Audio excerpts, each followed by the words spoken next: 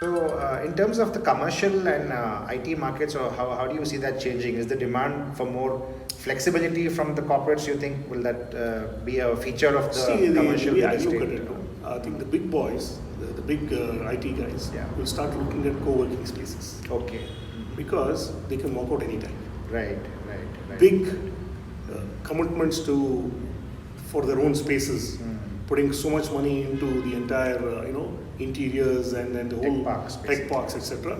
I think we'll start moving towards more co-working spaces where big companies will be willing to take 1,000-seater, 10,000-seater kind of spaces. Okay. Because if one more pandemic happens, they can just walk out tomorrow. Right. Leave that thing there. Gives them the flexibility to Yeah. so they'll manage their costs better. Right. Rather than having a sunk kind of a cost. Got it. And all of them have gone through pain dealing with the landlords, and landlords have been dealt a severe blow at some levels. Yeah. So I think it will evolve. I think this whole thing will evolve into a more flexible space, and leading to where on a need basis you'll occupy spaces. So the most flexible players will be the ones to Absolutely. survive and thrive, right? Going forward. I mean, for example, Prestige has already signed up with Office a couple of days back. Yeah. Exactly. So they're way ahead of their time. They're already seeing it coming. Right. Yeah. So which means the big players really tell you the direction how this world is going to go. Absolutely. It's for you to actually understand what it means. True. And you have to understand that. If you are smart enough, you'll pick these things up. Yeah, that's true. But I believe smaller offices will stay. There will be a lot more requirements. When I say smaller, as in maybe 15, 25,000, more professional companies will come. Right. India will open up further. You will have American and European firms coming into India, both in the services side. Okay. I believe that will happen over the next 3 to 5 years. So long term is always good. The short term is the pain point. Yeah, absolutely. Right? You have to survive now. Right. And therefore, there will be some issues here for some more time. Right. Commercial will take its time to get back to even keel.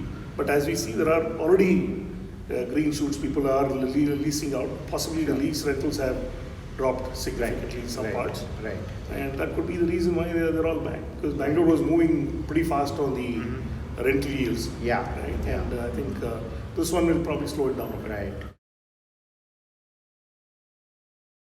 How do you see the industrial and warehousing space as an asset class, and what do you see the potential of that particular asset class? Everything tells me there's a boom coming there. But our problem is our land issues. Okay. We have just started the process of getting into warehousing and industrial. Because a lot of inquiries coming in from various companies from outside India to set up their factories. Are these from e-commerce predominantly, or warehousing is dominated by e-commerce. Right. The manufacturing is dominated by companies which are planning to shift out of not just China, but also wanting to have a second option in the event of a similar situation. Okay. So, and India as a market has started looking better and better. Yeah. So the transition to electric vehicle will also drive a new breed of companies that will come to India. Yeah.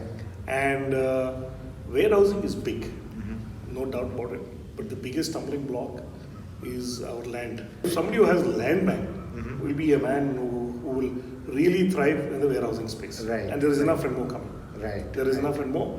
And there is big funding taking place in the warehousing space. Okay. And industrial too. Sure. Industrial will certainly go to states which are offering serious incentives at this moment of time. Right. Which is, Andhra Pradesh, Telangana. Yeah. Tamil Nadu, of course, doesn't need any introduction to industrial. They have a great industrial setup. Karnataka, we need to see.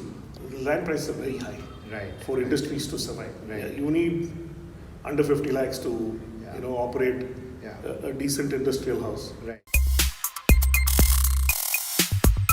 So the recent move to make agricultural land, available for everybody to buy. Yeah. So you think that will benefit the industry as well? It will, but the problem is that it is one part of the problem, which is being solved. The real issue is how do you convert it to industrial, and that's a process because you have to go through the single window. Right. And then, of course, the conversion process is the usual route that hasn't changed much. Right. So you have to go through all that. They've eased the process that you can wait for 3 years. If you can do that in 3 years' time, then it is fine. but I don't know how many will take the risk. Right. Because you don't know what issues come up with land. Right. You put up everything and then you find that you're not the landowner anymore. Right. So these issues will haunt anybody who's wanting to put a decent amount of money. So I guess we need to sort that out a little bit. Right. Once we sort out, and if we can do an acquisition through KIDB, these things. Sure. But also that also takes time, right? Compensation, Correct. the whole, somebody goes and litigates. Correct. You don't know where it ends. So Yeah. we need to really see whether just doing away with buying requirements for agri will lead to serious increase. Right. But I believe there will be people who will specialize in it. Okay. Who will make sure these land banks are available. Got it. As we see, there are already people doing it. Land bankers, who are very good at it. Right. And they are the people that we need to go to. You can't do it yourself. Right. That's the way it is going to be. Got it. Which is what it is, which should be, because everything needs specialization. Sure. And this is one part of I think this will lead to that. Got it. You will get, and you will get decent players. Got it. Because you need these, good amount of money to buy, make it happen. And therefore, your ability to get these things done requires a good organization. Right. So, could you also shed some light on the Tech Innovation Center, if you could just move to the future plans of the group? Predominantly, as we said right at the beginning, we're an engineering and design company. Yeah. And therefore, our focus has always been on technology. So, when we look at buildings and then say, how should the building be engineered? Yeah. So, and since it is our own, we said let's apply mind over that and start doing it.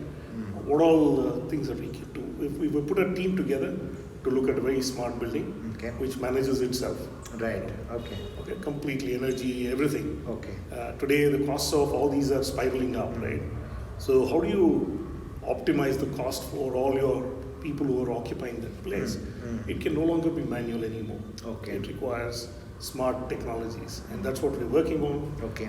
We're already there with a good set of people. Sure. So you'll have seamless integration with security. Okay. Where you walk in, your face is recognized. Okay. You don't need to swipe a card. Okay. You just walk in. Here comes Rahul Pai. Works at floor 6th. Allow him to enter the lift. Yeah. Close out at 6th floor. Right. You can't get to the 7th or the 8th. Right. Okay. And it's all seamless. Yeah. You don't realize that somebody is doing it at the back. Right. So when you walk in, you are swiftly taken to your 6th floor office. Got it. Right. So those are the kind of things that we are working on. Similarly, how do we ensure great parking and exits? That's another serious issue in any building that you go in. Absolutely. So those issues are there. Right. So I think those are things that we can find through technology. So will that be like a co-working center you're setting up? It's a combination of many things there. Okay. It's got a bit of retail, which supports office retail, not therefore typical retail. You won't find a Zara there or something. Right. But typical retail which supports, let's say, it could be an Apple store kind of a thing, Chroma or whatever, some brand like that, which supports office space. Right. Like anchor tenant. Who can do that. It also has a bit of F&B because you're going to have almost 2,000 people working there. Right. So you'll have a captive audience which is there. So therefore, create some fine dining on the rooftop. Okay. And it also comes with banquet and a 40-room hotel inside. So all these are the asset classes that we're thinking of working on. And hope, because design and execution are two critical things here. And getting the right design, because access becomes serious issues. So you have 3 different kinds of people coming in, one for retail, one for office, one for hotel. So how do you handle the complexities of all of them coming in? I think that's the real true challenge out there. That's what we're working on.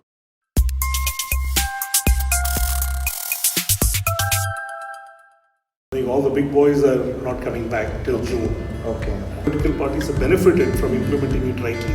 Right? Technology means that if you immerse into it, it's when you will actually benefit from it. As a group, we'll have end-to-end solutions in electric vehicle.